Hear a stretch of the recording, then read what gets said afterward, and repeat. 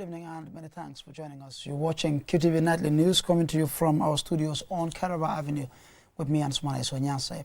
First, here are the main news headlines. Senior Nawec officials have used the Ministry of Information hosted press briefing to apologize to the public a couple of days after it was announced that the company's staff would face a sanction for not meeting their key performance indicators KPI targets for 2021-2022. And the Turkish National Police has donated equipment worth $13 million to the Gambia Police Force to assist the GPF's work. We hear how Women in STEM Association has created STEM chapters in schools across the country to directly mentor girls in the sector. The Minister of Information has announced government subsidy for fertilizer ahead of this year's farming season. And in business news, Jowel Company Limited has contracted a 50,000 metric ton vessel to deliver cement to demonstrate the availability of cement and refute claims of a shortage. And in sports news, the Gambia male national volleyball indoor team's recent appointed coach Fausto Polidori says there is potential to build a strong team to compete at continental level. Well, stay tuned as we bring you more on these and other stories.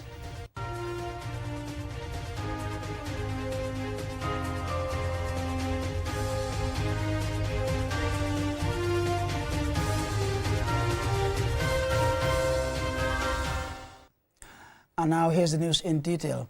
Now, at a press conference organized by the Information Ministry, officials of the National Water and Electricity Company, Nawec, apologized to the public while highlighting the operational challenges facing the company. While outlining an ambitious vision, to fix the current situation, the managing director of Nawec cautioned that things will get worse before getting better. Omolamincho reports. One common message to all of us from these top officials of the National Water and Electricity Company, Nawec, is sorry. The reason for their apology is quite obvious to the wider population who rely on Nawec for daily access to water and electricity. Here is a cautionary statement from the Managing Director of Nawec trying to manage public expectations. I know that Nawec is not very famous right now because of all the issues that are happening. We are having power outages, we are having water shortages. But it doesn't mean that there are no plans in place to try to sort those problems out.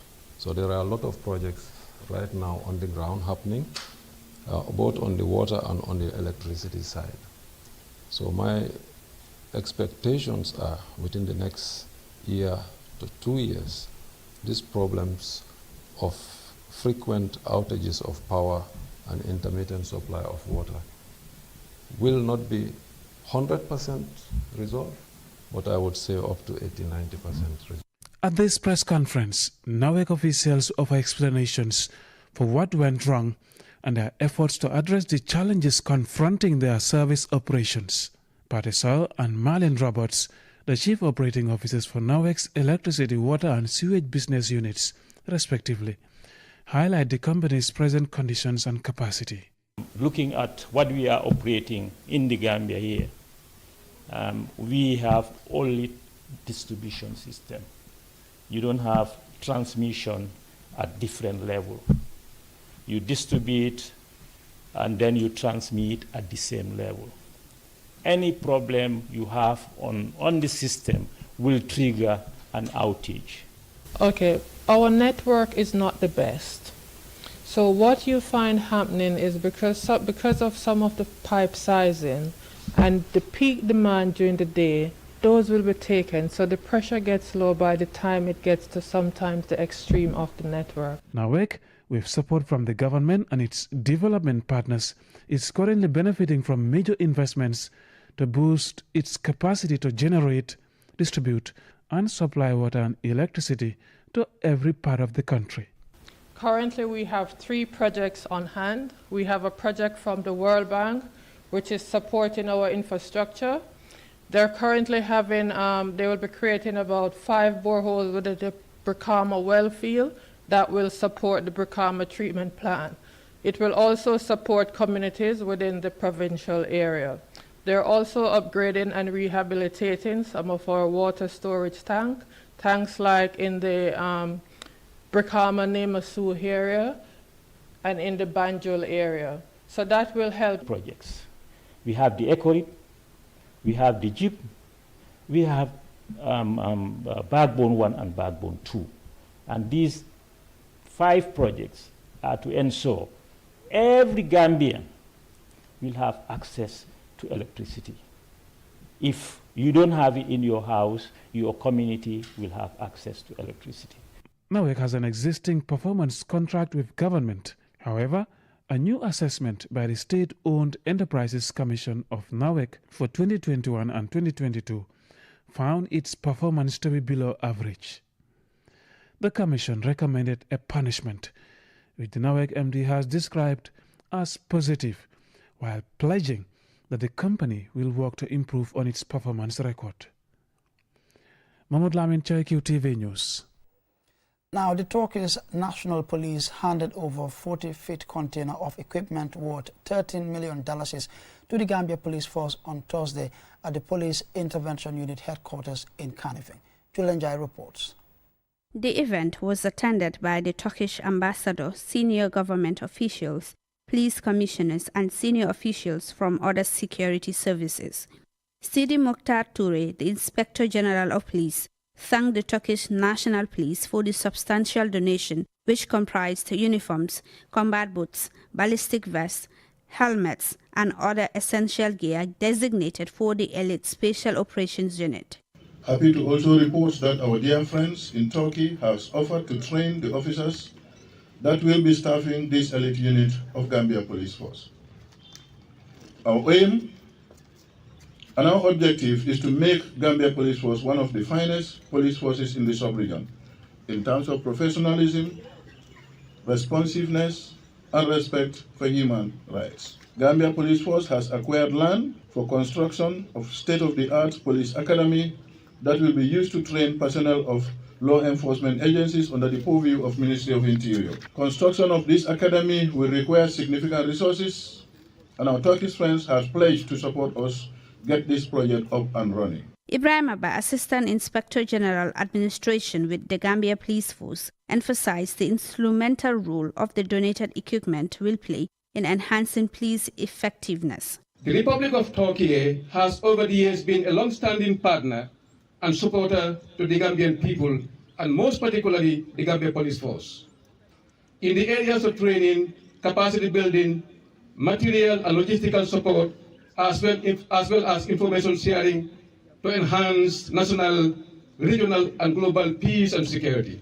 Abraham Mendy, the Deputy Permanent Secretary, Ministry of Interior, emphasized government's commitment to strengthening the partnership between Gambia and Turkey.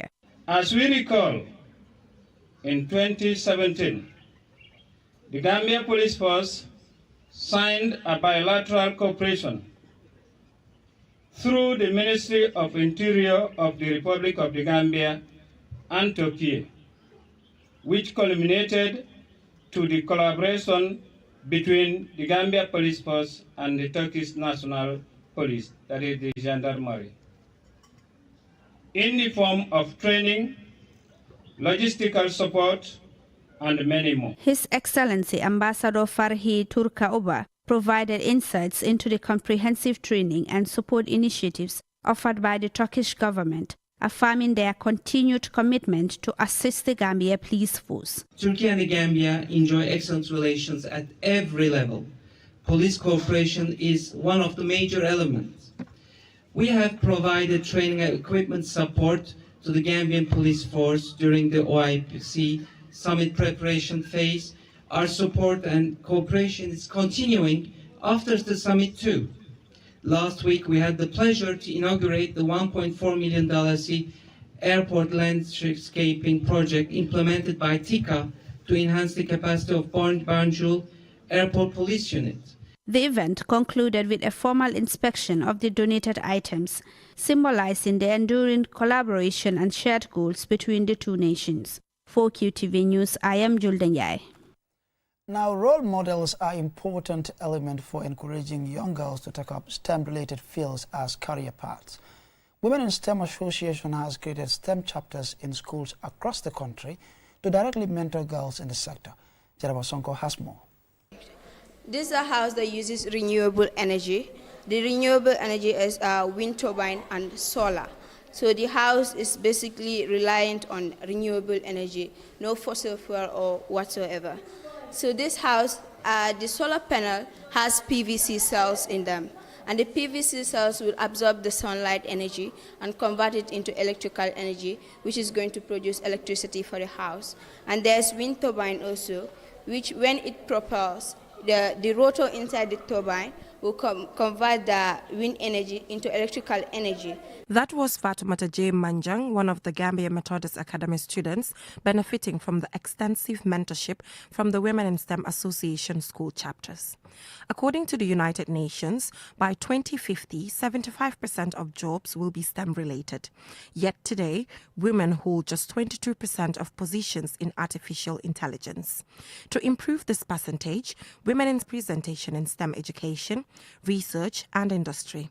Amikan Jame is a telecommunications engineer and the Gambia Methodist Academy's chapter leader. Science and technology is the solver of problems, and the world is also moving towards science and technology.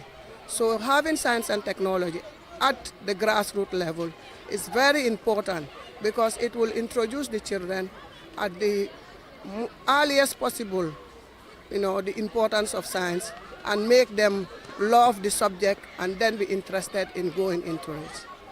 The Ministry of Basic and Secondary Education recently held a policy dialogue forum on play-based pedagogy on STEM education, engaging in insightful discussions, share best practice, and explore innovative approaches to play-based pedagogy in STEM.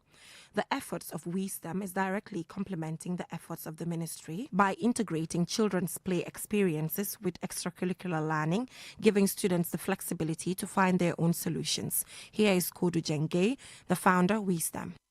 With the senior secondary schools, we want them to design projects that can solve problems in the Gambia. And for the university students, what we are looking at is for them to solve problems affecting the world at large. So right now we have 7 schools participating, and each school is coming up with 2 projects. So at the end of each phase, we will drop 4 groups, and the final will be held at the conference center. Yes. Hadisila, science student and aspiring neurologist, is a chapter beneficiary. The project has been good.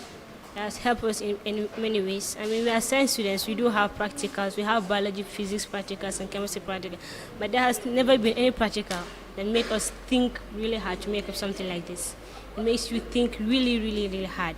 Because it is a competition. No one likes to become a failure. So you have to think hard, join hands together, come up with something good to make you do this, and also research.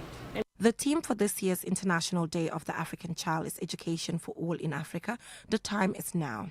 Calling government, private sector and civil society, such as WeSTEM, to invest more in education. It is hoped that WeSTEM's efforts are sustainable to ensure more girls and women in STEM fields solving societal challenges. Reporting for QTV News, I am Jennifer Sonko. Quite impressive. And that report there by Jennifer Sonko will lead us to the commercial break, but we will be right back. The future is now with QCell's 5G network. Experience speeds like never before with our new 5G Rocket Fixed Internet plan. Get speeds from 10 Mbps to 100 Mbps. Your 5G-enabled devices. Walk into QCell headquarters to get one of our 5G routers and experience the true feeling of 5G. Only with QCell. QCell brings you the future, tech, innovation, incredible speed. The future is now. For more information, call our customer care on 111. QCell, Sunyapus. We innovate, others follow. Terms and conditions apply.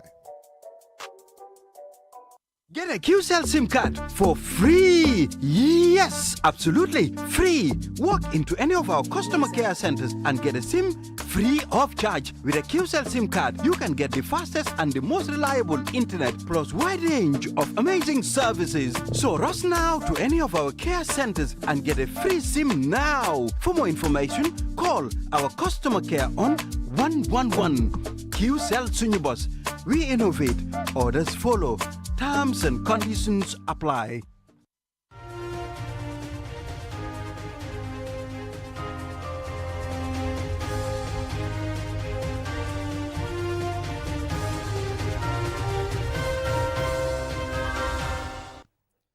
Welcome back. Following the commercial break, be reminded you're watching QTV Nightly News coming to you from our studios on Caraba Avenue with me, Ansumane Sonyasi. Now, the Minister of Information has announced government subsidy for fertilizer ahead of this year's farming season. The subsidy will cost government millions of dollars, and it is part of its support to agriculture and the farming community in the country.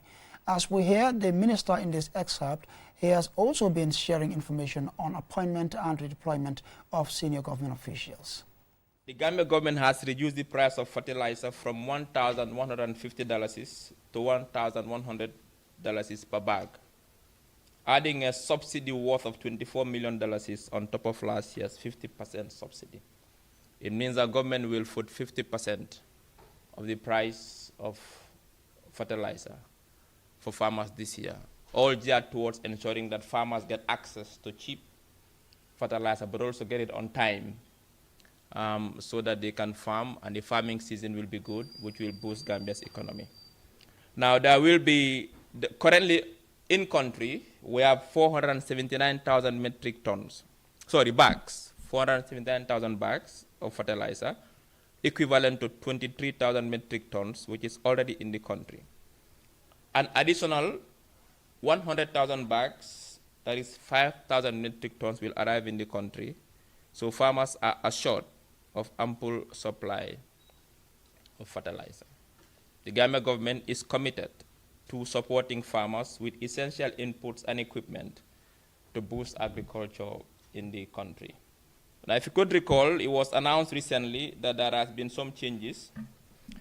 The director of D-League, the Drug Law Enforcement Agency, Mr. Bakari Gassama, has been redeployed to the Foreign Service as Deputy Head of Mission in China. In the same vein, Demba Sise has been appointed as the DG of D-League, that is the Drug Law Enforcement Agency. Adama Drame, the Executive Director of the National AIDS Secretariat, has been promoted as PS2, Permanent Secretary 2, to the Ministry of Health. Alpha Khan, the Deputy Executive Director of National AIDS Secretariat, has been promoted as the Executive Director of the same institution. Mr. Lamin Jadama, former the SIS, that is State Intelligence Services DG, has been redeployed as Deputy Executive Director to the National Disaster Management Agency.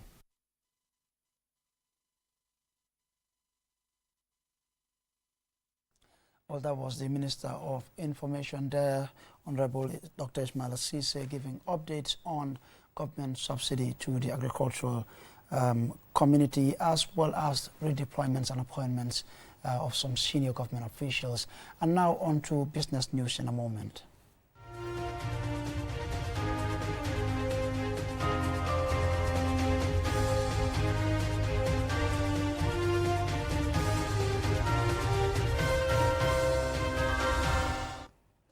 Now, in business news, Jar Oil Company Limited has contracted a 50,000 metric ton vessel to deliver cement to demonstrate the availability of cement and refute claims of a shortage. Our reporter Lena Igwe Nyiba was at the Banjul ports and toured some of their stations and brings us this story. In response to recent claims of a cement shortage and subsequent price hikes in the Gambia, Jar Oil Company Limited has contracted a 50,000 metric ton vessel deliver cement to ensure affordability and accessibility for customers. Momodu Haidara, General Manager of Jar Oil Company Limited, emphasized that the company has no capacity issues at their factory. He explained that based on their installed capacity, they can meet the demand without any shortages. The kind of vessel you are seeing behind me is a 50,000 metric ton vessel. This is, and again, Jar Oil is the first company that has landed this kind of vessel on the shores of the Gambia here. Unfortunately, as we all know, we have a very shallow draft. Because of the draft is shallow, that is the depth of the water, we cannot fill this vessel to capacity. We can only put there at most between 30,000 to 35,000 metric tons. The Gambian market is a small market. Yes, the consumption has ticked up, but it's still a small market compared to our installed capacity at the factory. So this is why now when you go to any cement dealer in the country, all their shops are fully stocked So we don't have a capacity issue. It was a hoax. It was a mere propaganda to play with the minds of the people, and we are here to prove that. Mr. Hydra further clarified the claims of price increases, attributing them to what he terms deliberate sabotage. He alleged that some individuals buy cement from Jar Oil and resell it at significantly higher prices. There is a sabotage also going on as we are speaking. Just for some people want to prove a point, because they've been echoing that from the beginning of the crisis, that Jar Oil cannot service this country. When Jar Oil is allowed to service this country, cement prices will go up. And then to make those claims a reality and a false reality, what they are doing now is they are buying the cement from us at $355. When they take it to their shops, they're selling it to the public at $450, some places. There is more to this than just cement retail. There is a war, a trade war, orchestrated by certain citizens using our own few citizens to advance that. And this is the point I've been trying to make. Can you imagine we are selling at $380 as a retail to Gambians, and for them as a group, they have connived and agreed to retail at $450 in some shops. Mr. Hydra urged Gambians to purchase their cement from any Jar Oil station where it is available at the affordable price of $380 per bag. If at all Gambians are feeling that actually they've been cheated or they've been unfairly treated in certain shops, we are telling them, do not make a fuss about it. Don't quarrel with anybody. Just go to any Jar Oil stations. Our stations managers are there. They will retail it to you at $380, period. Until when they are ready to harmonize prices as a fair price to every Gambian. And that is when everybody can have his share lock. According to Mr. Hydra, the company plans to bring in similar vessels regularly, either bi-weekly or weekly, to ensure stability in supply, pricing, and affordability. Reporting for QTV News, I am Lena Igwanyiba. And now on to some exciting sports news.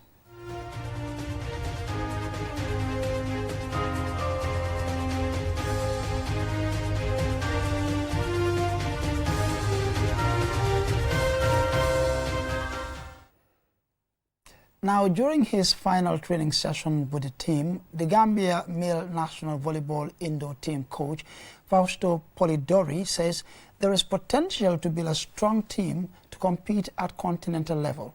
Our sports reporter, Mahmoud Gajaga, caught up with him and he now reports.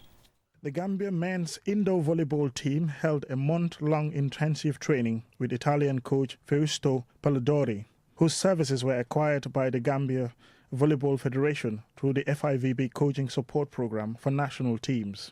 Part of the former Qatar and Turkey senior men's coach task is to help build a strong national team and build the capacity of local coaches. He gave an assessment of the players so far. In the Gambia, the volleyball is the position, normal position. Is important for the players, men or women, work in analytic technique and tactic. We have strong players. We hope Federation and I in one program very strong for the future, but it's a good relation. Some the young players, students, the other work, but one passion for the volleyball, and one team is many times together. This is very, very important. Aside from securing the services of an experienced coach, fellow Italian Baci Filippo will serve as team manager of the Gambia male indoor team. Filippo also gave an assessment of the team. The first time we have worked with the technique and the tactical for the two national teams, because important is to change the mentality of the player. The level physical is very high, but tactical technique we have some work to do. Elsewhere, preparations are undergoing for final qualification spot for Africa for beach volleyball at the Paris Olympics. I caught up with the women's team at the Palmarima Beach on their final training ahead of playing in their final qualifiers in Morocco. Aissatou Seka talks about their preparation. I am prepared 100% for this competition. Yeah. Well, it's going well. Yeah, we've been training since like 1 year back, yeah, so we've been prepared very well. Well, it was a really hectic game, and it really helped me in terms of my blocking and quick attack. It really helped me a lot. Yeah, it's gonna be tough, but we're gonna do our level best to bring the cup here, inshallah. Both male and female beach volleyball teams will give it a shot again to see if they will eventually make it to Paris after previously missing out on Rio and Tokyo at the final hurdle. Mamadou Gajaga, QTV News. And I'm afraid that's all about it for this bulletin. But before we take a leave of you, here's a recap from main headlines. Now, senior Nawec officials have used the Ministry of Information hosted press briefing to apologize to the public a couple of days after it was announced that the company's staff would face a sanction for not meeting their key performance indicators targets for 2021-2022. And the Turkish National Police has donated equipment worth $13 million to the Gambia Police Force to assist the GPF's work. We heard how Women in STEM Association has created STEM chapters in schools across the country to directly mentor girls in the sector. The Minister of Information has announced government subsidy for fertilizer ahead of this year's farming season. And in business news, Jar Oil Company Limited has contracted a 50,000 metric ton vessel to deliver cement to demonstrate the availability of cement and refute claims of a shortage. And in sports news, the Gambia male national volleyball indoor team's recently appointed coach, Fausto Polidori, says there is potential to build a strong team to compete at continental level. Well, that's it from the rest of us. Do join us tomorrow, same time, for more news. Until then, thanks for watching.